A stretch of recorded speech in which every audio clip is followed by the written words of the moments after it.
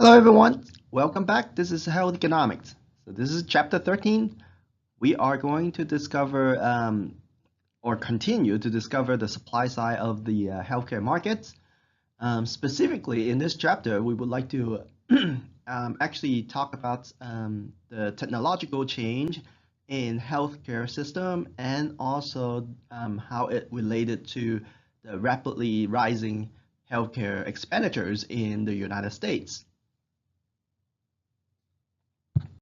So we are going to begin this chapter by looking at the medical expenditures in the United States. We are going to basically observe what's the trends for this total medical expenditures in the United States. And then we would like to take a look at how new technology or technological advancements contributes to the medical inflations.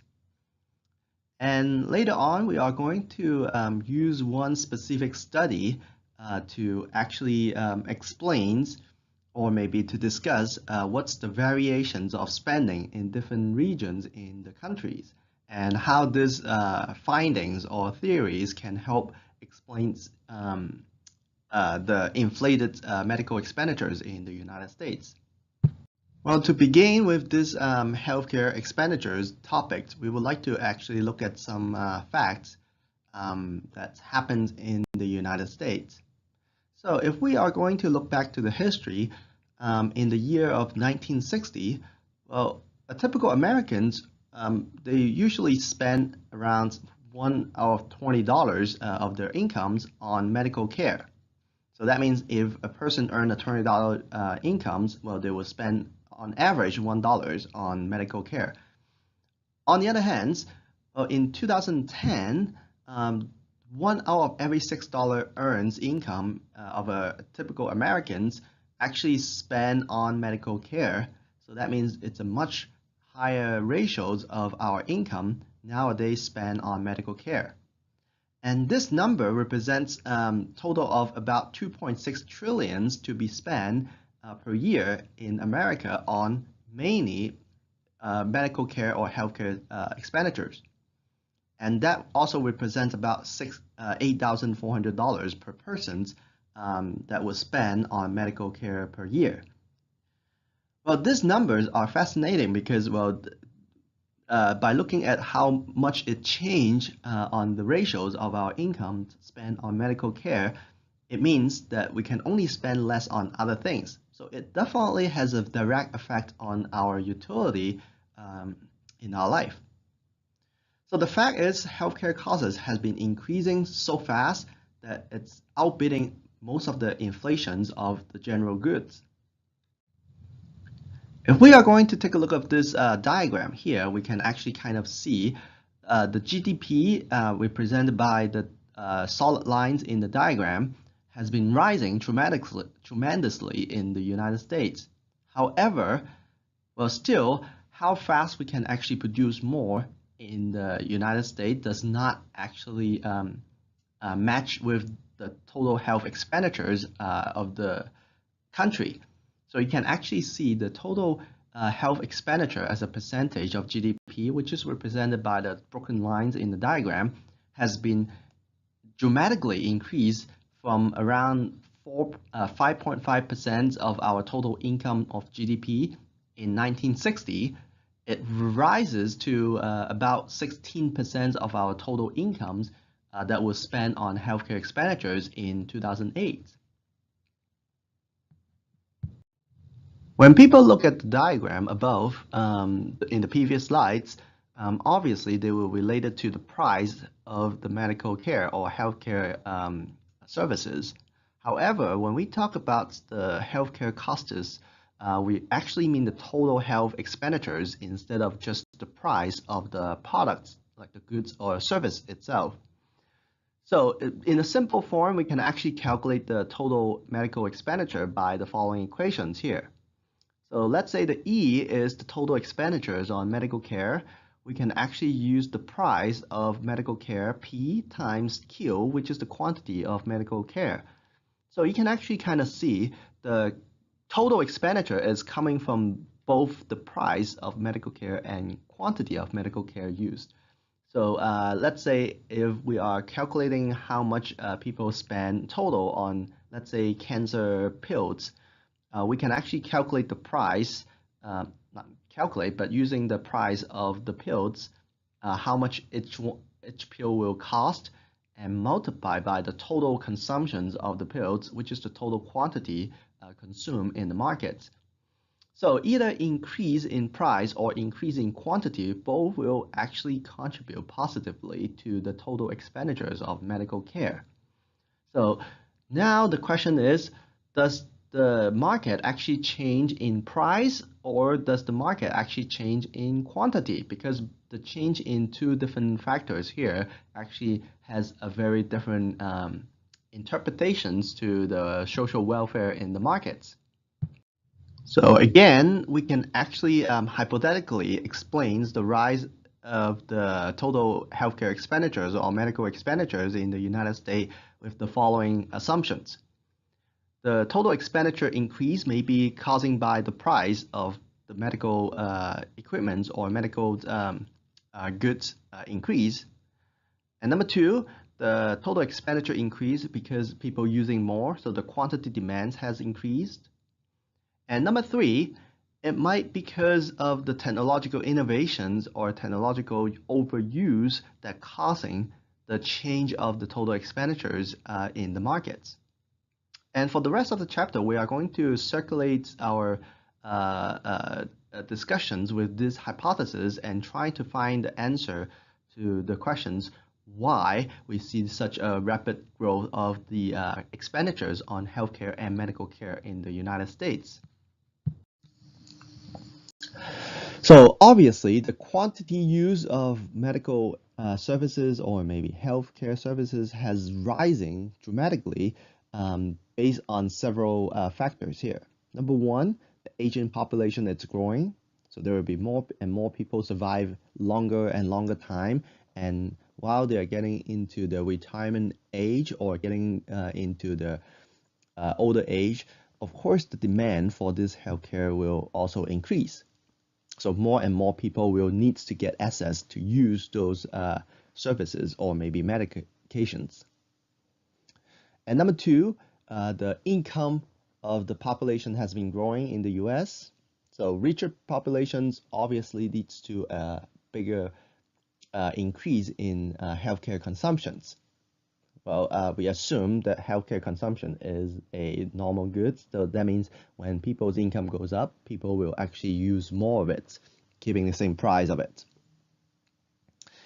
And we have talked about in the previous chapters, insurance coverage also induce the demand for healthcare services.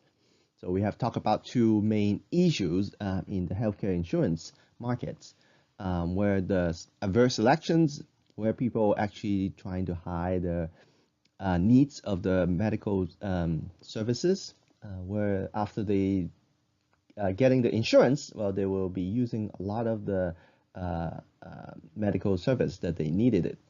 On the other hand, moral hazard, it's a true problem here. Moral hazard, it's basically a behavior change. Even people don't need certain types of medical services or maybe healthcare services because they are being covered by the insurance plans, so they will actually purchase more or maybe actually consume more of the services in the markets because they are covered by the insurance plan. So increasing quality of the medical care also will contribute to the increasing the quantity. So a better quality medical care basically induce people to use more of it to cure the disease or maybe to basically treating the sickness or the illness of the individuals. So each dollar spent on healthcare generates a higher marginal health benefit. So the demand for these healthcare services will also increase. On the other hand, the price of medical care or maybe healthcare services might actually increase by other factors like, number one, the resource cost increase in the market. So we have actually talked about how expensive it is to become a doctor in the previous chapter, and also in last chapter we also talked about the cost of medical or the cost of productions in pharmaceutical industry might actually increase. So all these costs will actually, at the end of the day, shift to the consumers in the markets. So that's how the prices of these services and products might increase in the markets. On the other hand, less competitive markets also contributes to the price increase of those healthcare services and medical care expenses. In the most recent decades, we see a lot of mergers of hospitals in the United States. By having only a few big hospitals running the markets, obviously lacking of competitions in the markets will actually given the power for the hospital to charge higher prices, or maybe to take control of the prices in the markets. And lastly, the expensive new technology also contributes to the prices of medical care and healthcare. So you can actually imagine how coming up with new technology or maybe a new types of medical services might actually contribute to a higher price. So whenever a new technology comes into the market, well, because the developers, just like the pharmaceutical company, they have to recover their costs for developing such services or maybe new technology. So the price of these new types of treatments or technology applied to the medical care service will be much higher comparing to the old-fashioned treatments or services. So all these three factors, they are basically the majority elements that contribute to the change of prices in the healthcare markets. The thing is, we would like to actually understand the difference between the change of price that contribute from either the quantity change or the price change in the markets.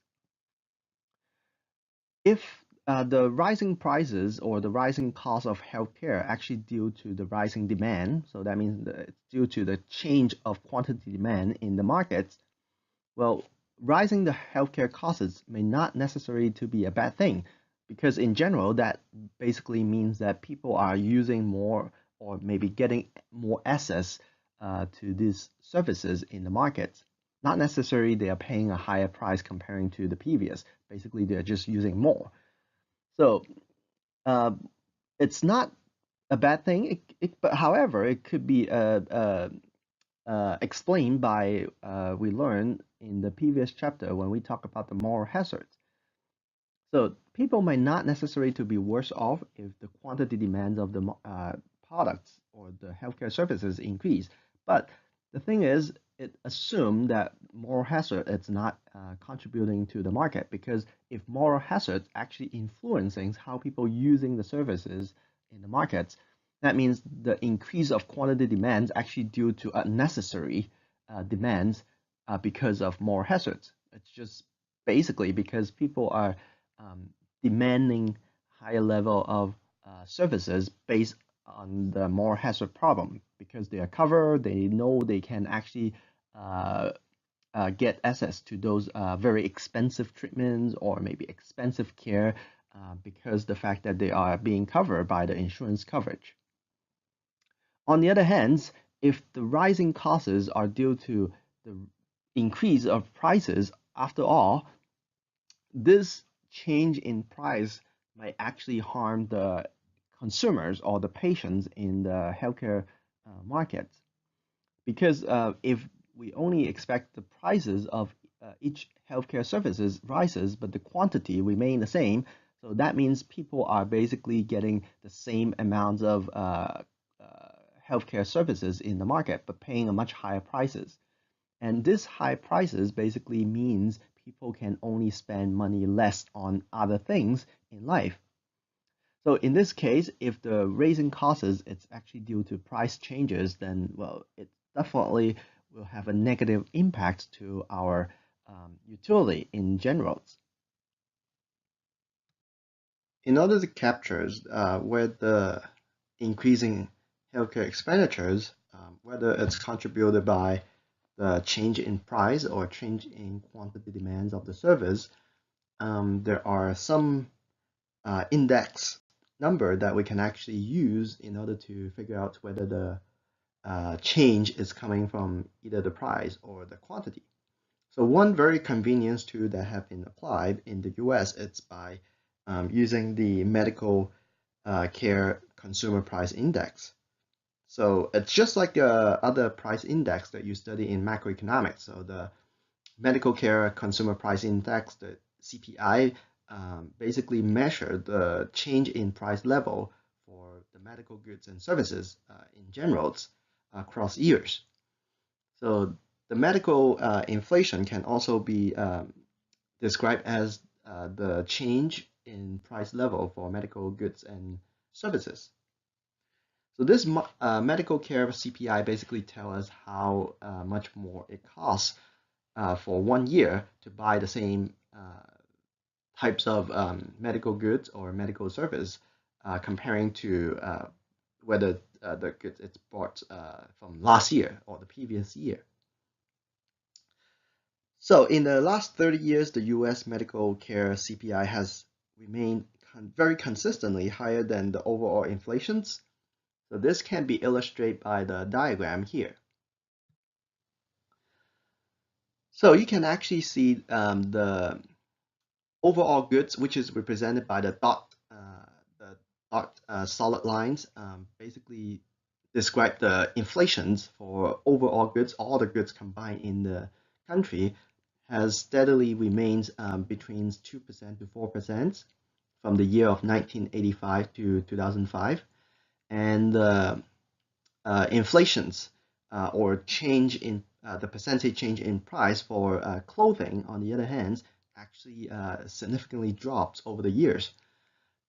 Comparing to the medical care price index, the medical care actually has been steadily keeping above the overall goods percentage. So it actually varies from 5% to about 9%, which reaches to the highest point in the year of 1990.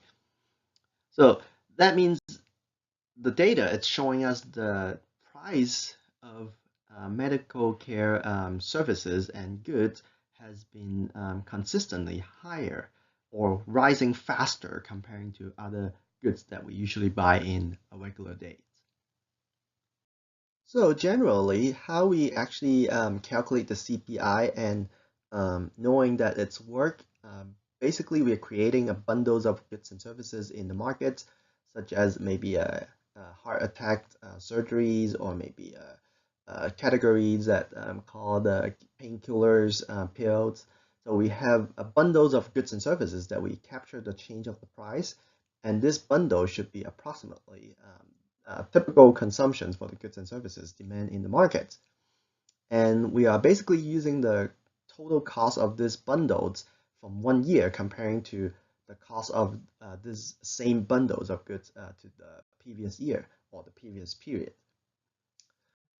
So for the simplicities, we basically can explain this price index by using two types of goods. Let's suppose there are two bundles of goods and services that we can actually get from the medical care service market, which is A and B. So we have a bundle of goods combined with individual product A and individual product B.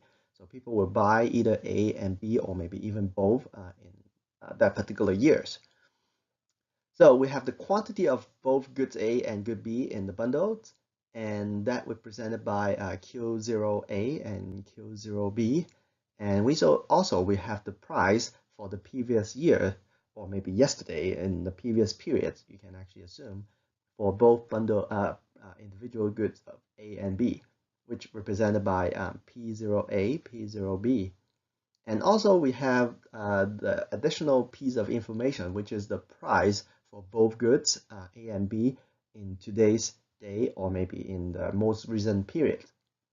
In order to calculate the change of overall prices for these two bundles from one period to another period, this index is basically what we call the Laspires index. It's an invention by a German economist. So the Laspires index actually it's calculated by using the new price, which is the most recent price for both products, multiplied by the quantity of those goods in the previous periods used, divided by the old price, which is the price from the previous periods, multiplied by the quantity in the previous periods demanded in the market. So you can actually kind of sense by taking the ratios of the total expenditure from one year to the previous year, we are keeping the quantity remain the same. So the only thing that changes for both goods in this measurement is basically the price. So taking the ratios of these equations, we can actually tell whether the price for both goods in general are higher or lower than the previous. Not only just that, we can also tell how much it increased from one year to another year. So this is basically a simple calculations that how we calculate the CPI for overall goods in the economy. So if you have studied the macroeconomics in your previous class, you might have found this equation to be very similar to the one that you studied. Generally speaking, the Laspires price index actually gives us a very, very good measures of welfare with some assumptions, which we are going to talk about in just a second. Let's suppose we are trying to observe or interpret the Laspires price index. With the changes of this price index from one year to another year, if we observe the price index actually increase by 5%, well, in general, we understand that means the consumers in the markets, they are purchasing the same amounts of goods in one year to another year. Well, it's actually 5% more they have to pay in the recent years comparing to the previous year or maybe the previous periods. So this change in price index actually represents the welfare of the consumers in the market. So things are more expensive to buy. Well, in general, that means the consumer, they have to pay higher price on the same level of medical or maybe healthcare services. That means they have less money to spend on other things in life to remain the same level of health.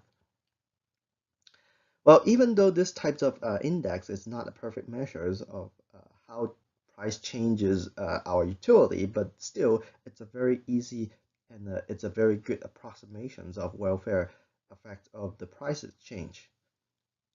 But one thing that we actually fail to account, or maybe with the basic assumption, the fundamental assumptions of this price index is we assume the technological change remain the same.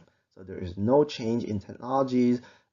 Whatever service that we capture or measure in the index are the same. So the same kinds of pills that we have in maybe 1980s comparing to the same pills that we use in the year of 2010 for painkillers, or maybe the same types of procedures that we do, we treat heart attacks in the year of 1960 comparing to the procedures that we performed on heart attack patients in the year of 2015. However, of course, this kind of price index failed to account for the advance of this completely new medical technology.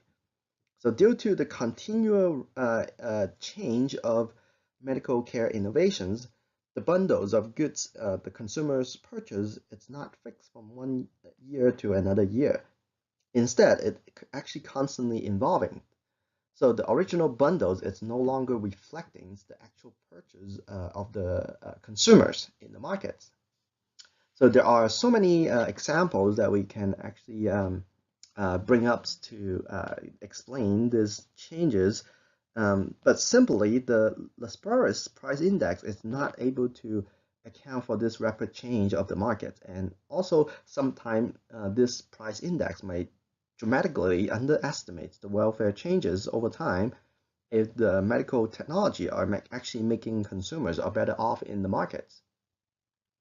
So, well, one of the examples that used to in the book to illustrate how new technology actually exposed the shortcomings in the bundle-based approach in order to measure the welfare effect of the price change is the Hodgkin's lymphoma.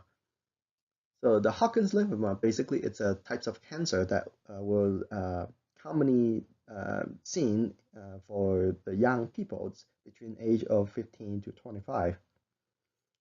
So it's basically these types of cancer that's relatively slow-moving and very localized cancer. It is very easy to treat with the target approach nowadays. However, before the 1950s, there were almost no cure available because the technology was not ready. In terms of radiations and chemotherapies, those techniques were not available at the time. So even though with infinite price that a patient would like to pay in order to get cure from the disease or the cancer, well, the quantity of these types of goods, it's almost zero. Comparatively, in the most recent decades, with this all new advantages of new technology or maybe improvements of techniques, the cure it becomes available. With the price of infinity comparing to nowadays, we can actually treat the same cancer with about, on average, the cost of $50,000. You can actually see how this can contribute to the demand curve for this Hodgkin's cure, comparing from one year to another year. So in this case, the price of Hodgkin's cure has fallen dramatically from one year to another year because, well, it's whether to comparing zero people can be cured in the past versus there might be some people can be cured with the price of the cure. So technology actually directly contributes to improve the social welfare of the society in this specific case. So by looking at the price, well, you can actually imagine, well, paying an infinite amounts of dollar in 1950 comparing to paying a $50,000 in 2013. Obviously, today's price for this treatment or this for the cure of these types of cancer become relatively cheap. Well, because of the controversial results from the previous examples, somehow there are economists actually came up with the idea instead of measuring the price of the healthcare service, we should actually focus on having the price measurements that actually put on health itself. So instead of measuring the change in price of healthcare services, how much is it done for certain procedures, we should actually look at the price to maintain the health level of individuals. So Cutler's and other economists actually have came up with this idea in 1998. Instead of measuring the price of the service, they actually changed the focus to measure the price for the change in survival rates from a heart attack. So this whole new index measurement, it's what we call the cost of living index, the COL index. When the cost of living index increase, basically it means achieving the same amount of survival, it's more expensive from the recent year comparing to the previous periods. On the other hand, if we see the index number decrease, that means for the same amount of survivals, it's actually cheaper to achieve in the recent periods comparing to the previous. And from the study of Cutler's, they are basically tracking down the cost of heart attack survival rates from the year of 1984 to 1991. The index number actually indicates the cost of heart attack survival actually fell by roughly 3.4% during that time period. So that means instead of seeing the care costs actually increase, but when we're putting into the survival rate factors into our calculations, we actually found that it's actually more efficient to treat the heart attack problems in the recent decades with a lower price that we have to pay comparing to the previous period. Maybe we have more advanced techniques to treat those heart attacks case that makes people actually have better conditions, or maybe a longer survival time or a longer expectancies of living. There are other economists also found the same types of results, such as Bhattacharya and all in 2012 also found a similar result that the cancer survival rates from the most recent technology is actually offsetting the rising cost of these healthcare services in general. So it makes it actually cheaper to cure cancer in the recent years comparing to the previous dates. And also Bernard and all in 2012 also found very similar results, but instead of having a survival rate from certain disease, the study actually focusing on the price of curing the clinical depressions. In general, we actually see some results from or evidence in the markets seeing the overall prices of health actually decrease. But keep in mind, there are some situations that actually causing the technological advancements not so efficient in the markets that always drive down the price of health. So sometimes the technological achievement might actually increase the level of prices for health in the markets. One of the common hypotheses that actually explain the rising healthcare costs it's by looking at the overuse of the technologies. Of course, in the most recent decade, there are a lot of medical innovation has happened. Some of them are very, very efficient to treat or cure the diseases in the previous days. Some of them are not. So the question to ask is, can the introductions of more and more expensive technology actually explain the rising healthcare costs? And if so, are these technologies being used efficiently? Or is there evidence of technological overuse in the markets? One of the studies actually helped us to find out whether the technology is being overused in the United States is the Dartmouth Atlas project. So this project actually started at Dartmouth College in New Hampshire. It tracked down the Medicare spending across the US. So the researcher in this project, they split the country into 307 different regions, and they are trying to track down the expenditure for elderly Medicare enrollees with 9 different medical conditions. And the main findings in this project actually give us some insights. So there are 2 main findings in this project, including number 1, patients with the same diagnosis across regions can receive a dramatically different care depends on where they live. And number 2, in general, there are no correlation between more expensive treatments and the health income. So that means even though people paying a much more expensive treatments, it's not necessarily means that they will have a different health outcomes. So these 2 findings are very interesting combined because it actually helps explains the variations of spendings in different regions, and also keep us the interest of studying what drive certain health outcome better or more efficient comparing to different regions. So first of all, let's take a look at the Dartmouth Atlas project actually analyzed the spending by patients suffering from at least one of the 9 chronic conditions in the last 2 years of their life. So those conditions include diabetes, cancers, heart failures, and such. But the interesting thing that we got from this study is the spending from different regions in the country can vary a lot. For example, the average spending of the last 2 years of life nationwide is about $46,412 per person. The average billings for the last 2 years in New Jersey, it's $59,379 per patient, which is almost double of what's being spent in North Dakota for the same situations.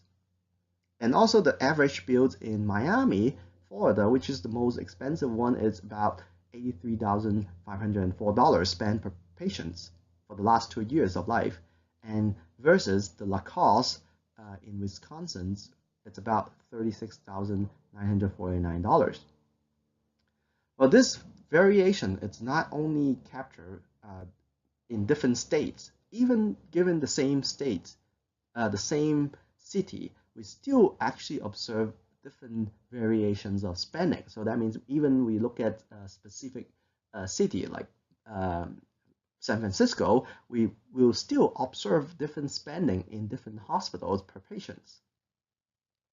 So this becomes a very important fact to observe, because different variations of spending, does it mean people actually getting better service, or are they actually getting more correct service, or are they actually in general improve their health outcome?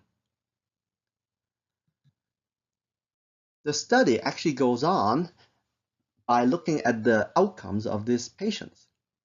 So despite all these health expenditures, well, the health outcome actually do not appear to difference or diverge between the high expenditures or low expenditure regions. So that means people spending more money in one region comparing to the same kind of sickness that have a much lower expenditures spent per person, the results or the health outcomes for both group of people actually does not diverge much.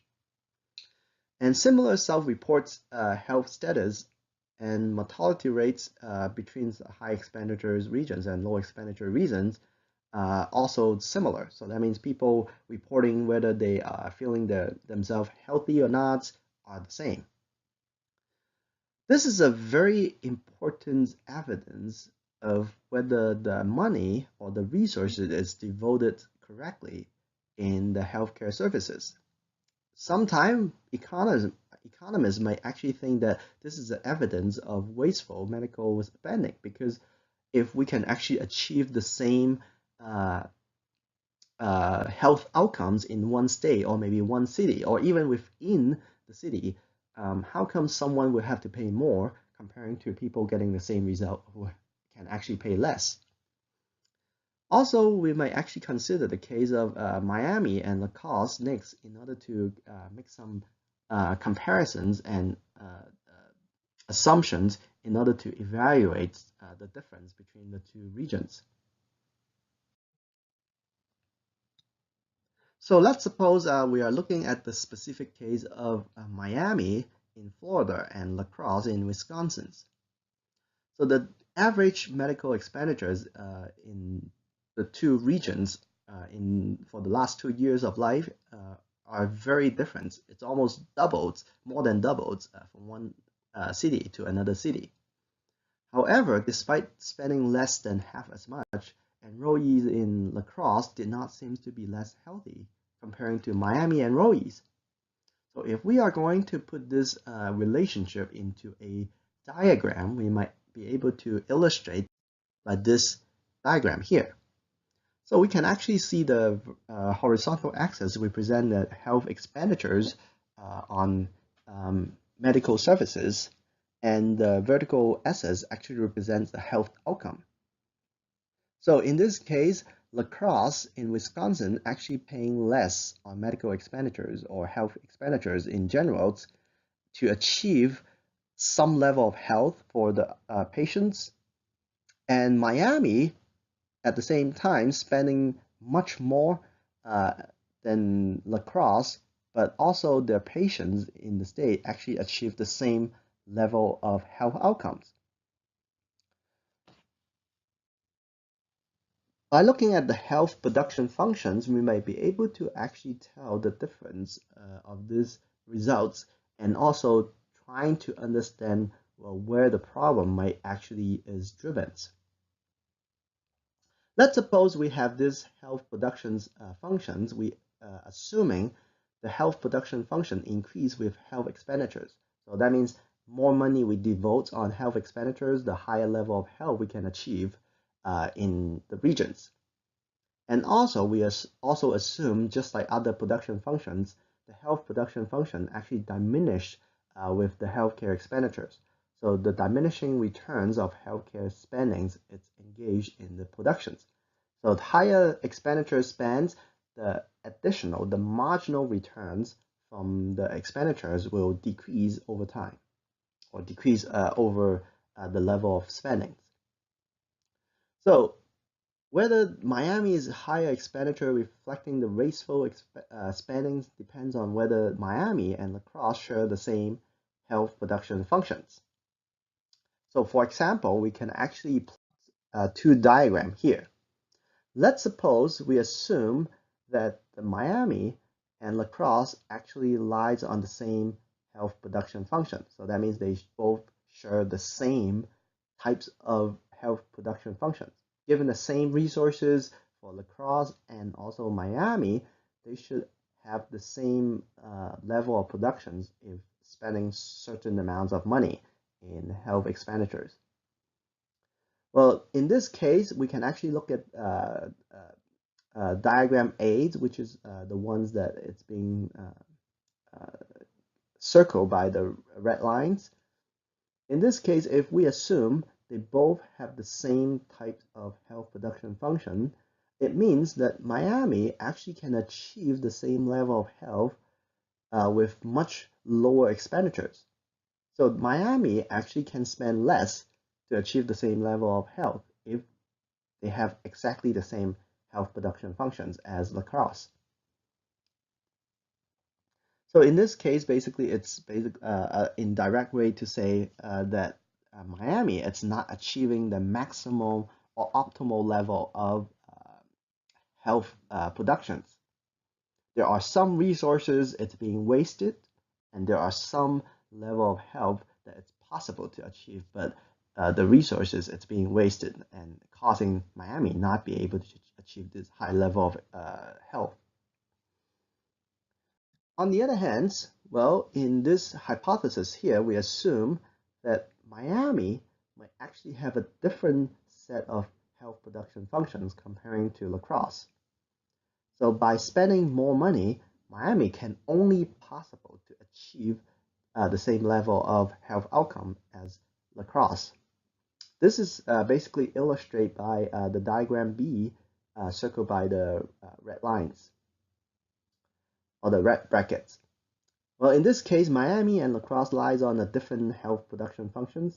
So they will both be investing in health optimally. So they are achieving the optimal level of outcomes by spending different amounts of health expenditures, given the local characteristics and constraints. If that's the reason why Miami actually spend more in order to achieve the same level of health outcomes, well, this variations in spending actually does not necessarily represent a wasteful spending or technology overuse, because, well, this is basically just because the nature of Miami City have a much higher level of spending in order to achieve the same level of outcomes as comparing to La Crosse.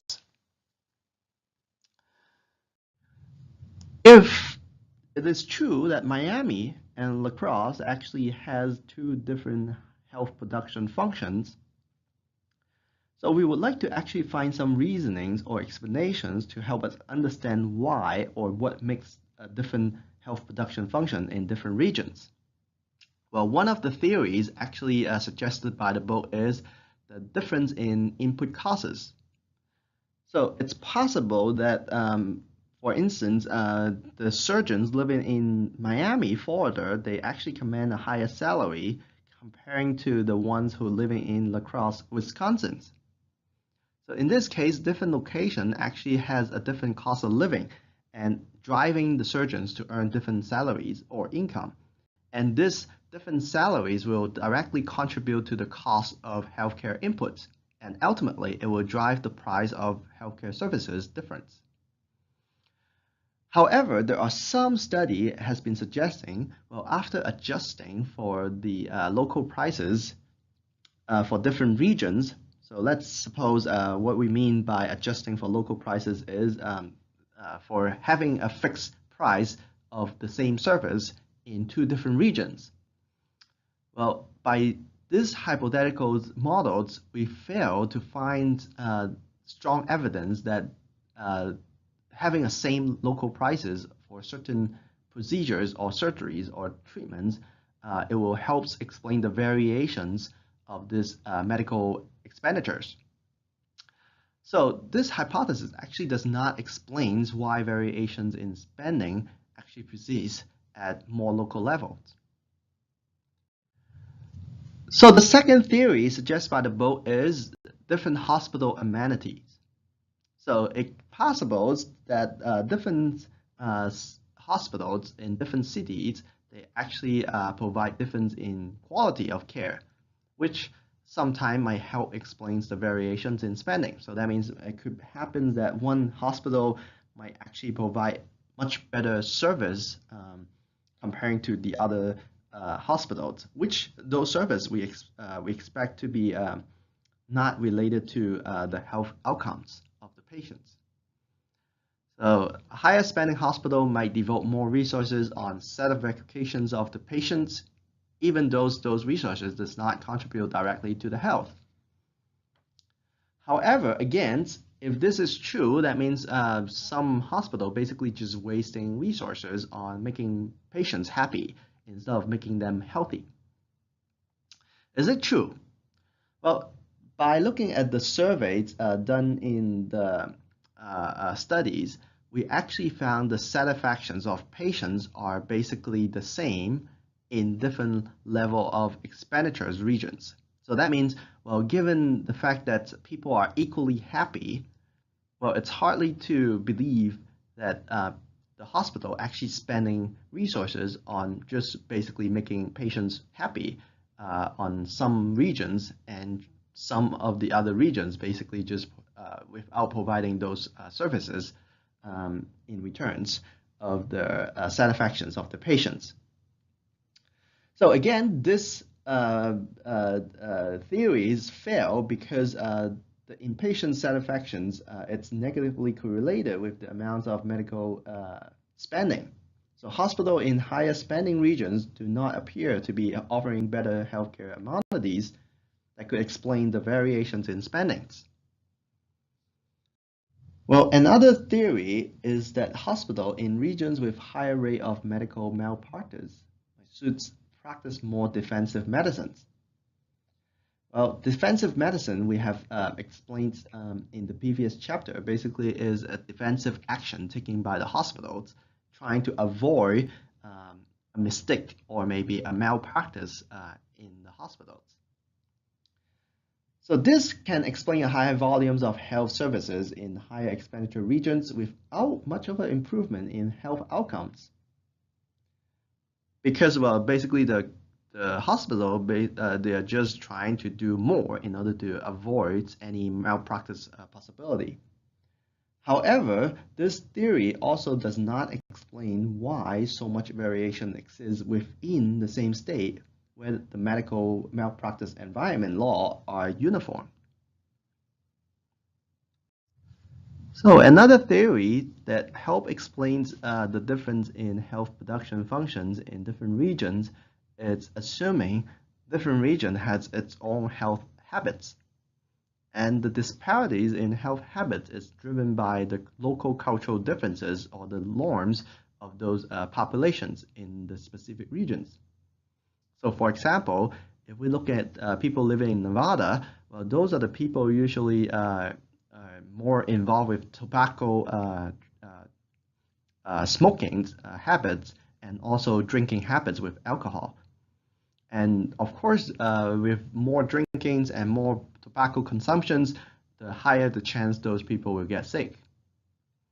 However, this theory actually failed to explain on a personal basis of the data in the studies. So in the outlets expenditures data, the study, it's actually done on per person basis. So that means we actually can look specifically in the specific region, like in Nevada, for the same hospitals, But still, we found that maybe the two hospitals located in the same regions may have a very, very different expenditures. Even we have the populations sharing the same cultural differences. So again, it fails to explain the disparities or the variations of spending within the same regions. So the last theories here actually trying to assume the variations in expenditure actually reflects differing level of illness severity in different regions. So in this case, we are basically assuming that the health outcomes differences between high expenditure and low expenditure regions, it's based upon how healthy the patients are in each different regions. So the patients who are in sicker to begin with require more service to reach to the health level. So that's why the expenditure will be higher in those regions comparing to less sickly patients regions. So for example, we can actually use this theory to explain why Miami actually lies on the lower health production functions comparing to the La Crosse. Well, it can basically just because the patients in Miami, they tend to be sicker than the patients in La Crosse, and that's the reason why Miami has to spend more money in order to achieve the same level of health outcomes in that city. But again, well, this it's not enough to explain the variations again because the Dartmouth researcher, they are trying to actually control some of the elements of severities, such as cancer stage and the presence of other diseases, such as hypertension in the study. And they found that some of the very similar level of severity disease can be treated very differently with different level of cares. So in this case, spending variations again would precede even amongst regions with the same distributions of patient illnesses. So after studying all 5 theories, the Dartmouth researchers actually argues that those local differences does not account for all the documented variation in Medicare expenditures. So according to their arguments, basically the health production functions of Miami and La Crosse may not be perfectly coincident, but they are not sufficiently separated to explain the vast difference in expenditures. So some of the variation can be explained by the theories listed above, but it cannot 100% explain all the variations in Medicare expenditures in the United States. Well, if we are going to look at this diagram here, this is maybe a more correct diagram that we believe is true. So there are some differences in different regions in the United States that driving the difference in health production functions. However, it's not 100% explaining the differences because, well, we can actually assume the health production functions for Florida, actually it's somewhere in between the dotted points of Miami spending and also below the health production functions of Wisconsin. So that means there are some of the variations of this spending. It's not being explained because the fact that Miami is not optimizing the spending.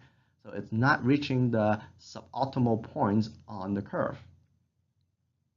And the Dartmouth researchers, they argued that half of these variations in Medicare expenditure is the result of supply-sensitive care.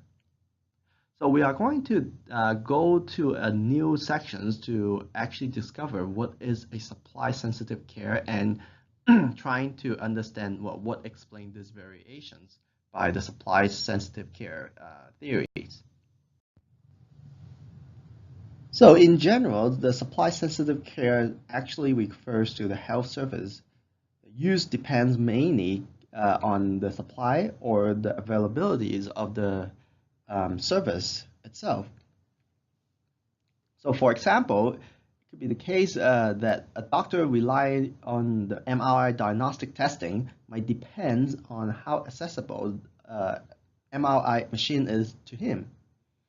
The physicians who has its own imaging machines, of course, they are more likely to request those tests because it's so easy for them to actually get those machines service done. Comparing to the doctor who don't have those available machines in the office or in the hospital, they have to refer patients to outside hospitals. So the supply-sensitive care can also include hospitalizations and also stay in an intensive care unit. Our hypothetical assumptions here is that doctors with greater access to the resources will tend to overprescribe those care, such as the surgeries, the MRI testings, and all kinds of healthcare services. If the demand for care is indeed sensitive to supply, then we would expect hospitals with many resources will also generate a huge amounts of expenditures because they will actually recommend or maybe to prescribe all these unnecessary services to their patients, whether or not patients are especially sick or actually need those extra resources. And from the data of Dartmouth Artist projects 2008, there are some evidence has been found that illustrate the relationship between the number of hospital beds and the number of hospital discharge in the data. So a strong positive correlations of these two variables has been found in the data, which illustrates that there are some demand for the service. It's actually induced by the supply side of the markets. The concept of supply in sensitive care is actually closely related to the idea of physicians-induced demand that we study in Chapter 5. The information asymmetry between physicians and patients, as well as the asymmetry between physicians and insurer, offer this significant room for physicians' descriptions.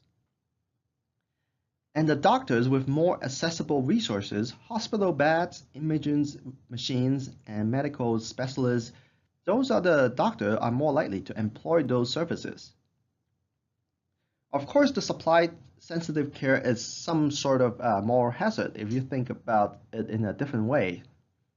So in the case of supply-sensitive care, physicians actually cause a moral hazard by recommending more and more cares that is expensive but not marginally useful for the patients.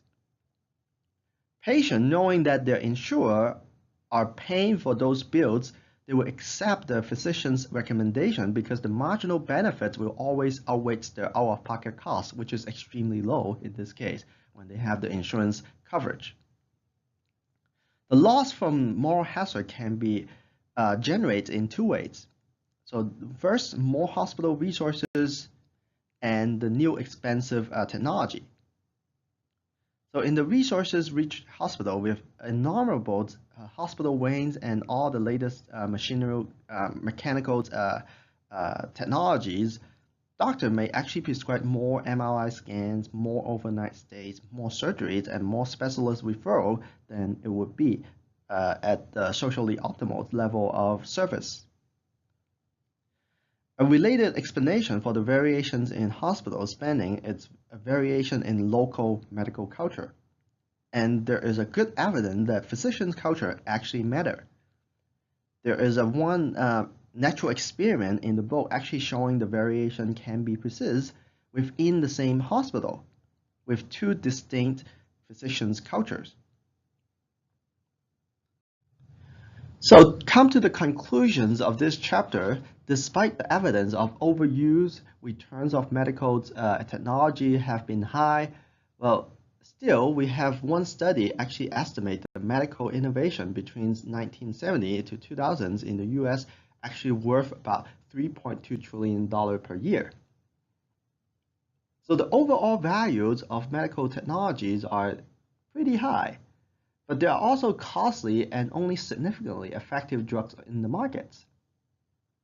Differentiating between the good and bad technology is the goal of health technology assessments, which we are going to cover in the next chapter.